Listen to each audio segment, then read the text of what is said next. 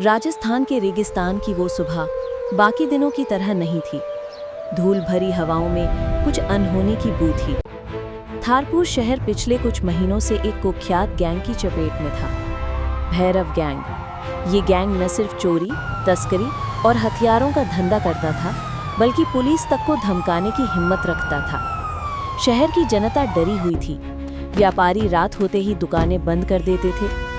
गांव देहात में लोग बच्चों को दरवाजे के बाहर खेलने नहीं देते थे। सबको लगता था कि अब इस शहर का भगवान ही मालिक है। लेकिन एक दिन खबर आई, नई एसपी मैडम थारपुर में ज्वाइन करने वाली हैं। नाम माधवी सिंह। लोग कहते थे कि वो महिला नहीं, तूफान है। कहीं एनकाउंटर किया, कहीं गैंग को सीधा नंगा कर दिया, कहीं भ्रष्ट अफसरों को उनके कुर्सी सहित उखाड़ फेंका। थारपुर ने उम्मीद की एक नई किरण महसूस की, लेकिन गैंग में खलबली मच गई। थारपुर पुलिस हेडक्वार्टर के सामने वो जीप आकर रुकी। दरवाजा खुला और काले सनग्लास, नीली यूनिफॉर्म और तेज चाल के साथ एसपी माधवी सिंह बाहर उतरी। उनकी आंखों में कप्तान का नहीं, एक योद्धा का आत्मविश्वास था।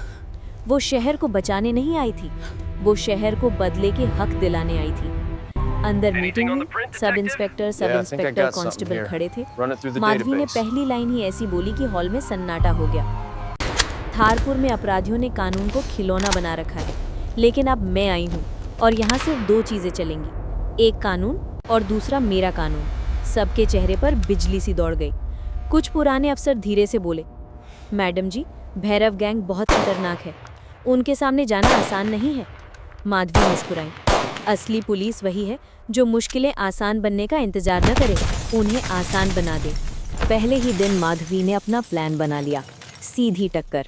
उन्होंने बिना किसी चेतावनी के भैरव गैंग की शराब और हथियार की गोदामों पर छापेमारी शुरू की। जनता को पहली बार लगा कि कोई उनके लिए लड़ने आया है। रात को 11 बजे एक सूचना आई, गैंग का नंबर 2 आदमी चंदरिया एक पुरानी फैक्ट्री में छिपा है। माधवी बिना बैकअप का इंतजार किए निकल पड़ी। जैसे ही वो पहुंची, फैक्ट्री में गोलियों की आवाज गूंज उठी, पर माधवी पीछे नहीं हटने वाली थी। उन्होंने सिर उठाया, पोजीशन ली और ठक ठक ठक 3 गोलियां, तीनों सही निशाने पर। गैंग के लोग भागते भागते चिल्ला रहे थे, ये औरत नहीं मौत है। उसी रात शहर में खबर फैल गई कि एसपी मैडम असली शेरनी है। भैरव गैंग का असली मुखिया था भैरव सिंह, जो खुद को राजा समझता था।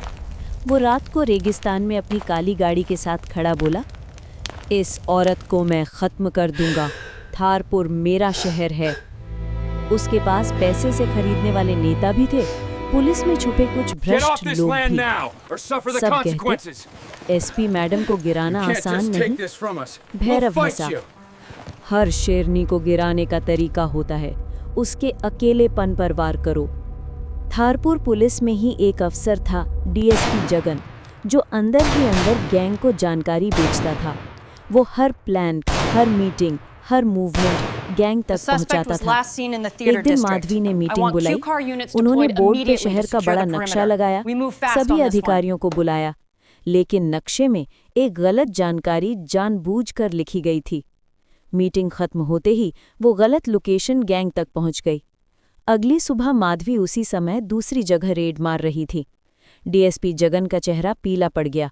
माधवी ने पीछे मुड़कर उसी की तरफ देखा और बोली, गद्दारी की सजा मैं गोली से नहीं देती, मैं सच धीरे धीरे उजागर करती हूँ। तैयार रहिए डीएसपी साहब। जगन के पैरों तले जमीन खिसक गई। हर दिन माधवी मैदान में रहती, कभी गांव की महिला की शिकायत सुनती, कभी बच्चों के स्कूल जाते समय सुरक्षा करवाती, कभी व्यापारी मंडल में मीटिंग करती। एक दिन एक बूढ़ी अम्मा आई, बिटिया, भैरव के लोग मेरा खेत छीन रहे हैं। माधवी ने उसका हाथ पकड़ा, अब आप अकेली नहीं हैं अम्मा, अब हम हैं। वो सीधे गांव पहुंची, गैंग के गुंडों को भगा दिया और अम्मा का खेत वापस दिला दिया। बुजुर्ग महिलाएं कहने लगी, ये एसपी नहीं, हमारी बेटी है, हमारी ढाल है। भैरव गैंग अब बौखला चुका था।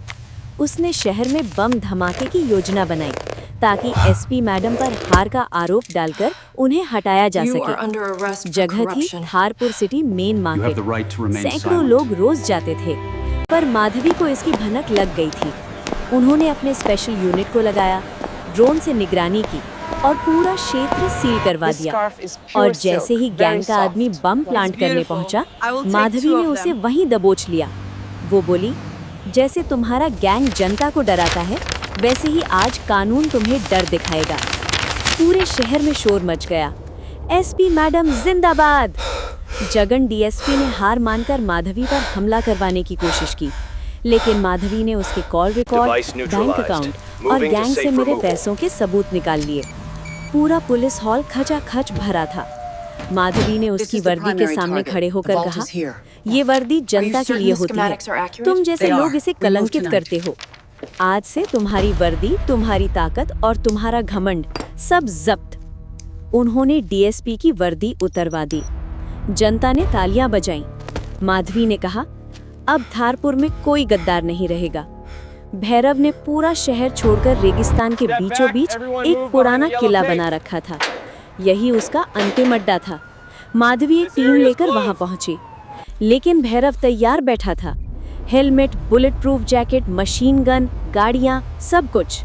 रेत का तूफान उठ रहा था, देखने में मुश्किल, लेकिन माधवी की आवाज गूंजी, थारपुर का कानून मैं हूं और आज तुम सबको इसका हिसाब देना पड़ेगा।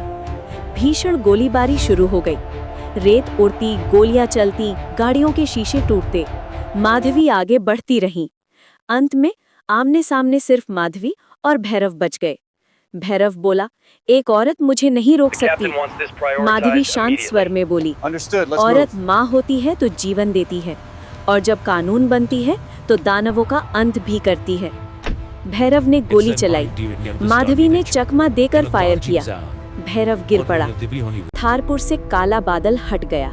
अगले दिन पूरा थारपुर चौक फूलों से भर गया। जनता ने एसपी माधवी सिंह की गाड़ी पर गुलाब बरसाए। बच्चे हाथ जोड़कर बोले, मैडम आप हमारे हीरो हो।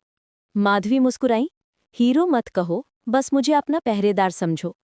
उनकी पोस्टिंग बदल गई, लेकिन जाते जाते उन्होंने कहा, जहां भी अपराध होगा माधवी सिंह वहीं पहुंच जाएगी। थारपुर की हवा में पहली बार सुकून था। लोगों ने महसूस किया कि एक सच्चा अफसर शहर को बदल सकता है, और एसपी मैडम एक लौह महिला ने ये साबित किया। लाइक जरूर करें, लाइक, सब्सक्राइब करके हमारे सफर से जुड़ें। ये कहानी कैसी लगी कमेंट में बताएं और